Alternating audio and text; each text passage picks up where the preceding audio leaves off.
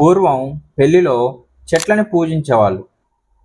మీకు క్లియర్‌గా చెప్పాలంటే, ఇంతకుముందు రోజుల్లో ప్రతి ఒక్క వంశానికి పూజించటానికి ఒక చెట్టు ఉండేది. ఆ చెట్టుని పెళ్ళిళ్ళలో గానీ, వేరే వేరే శుభకార్యాల్లో పూజించేవాళ్ళు.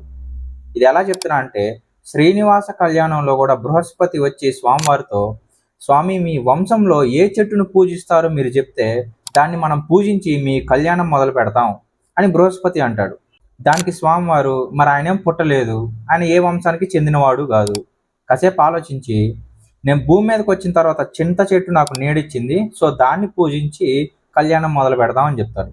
వెంటనే వశిష్ఠ మహర్షి, సప్త ఋషుల్లో ఒకరు, గర్గాచార్యుడు, కృష్ణుడికి గురువు అండ్ కృష్ణ అని పేరు పెట్టింది కూడా ఆయనే, అండ్ సుఖ మహర్షి, మీకు ఆల్రెడీ చెప్పా, వ్యాసుడి యొక్క కొడుకు, అండ్ బృహస్పతి, దేవతలకే గురువు. ఈ నలుగురు కలిసి శ్రీనివాస కళ్యాణంలో పురోహిత్యం చేశారు. అది విషయం. కంటెంట్ నచ్చితే ఫాలో కొట్టండి. నమశంకరాయ.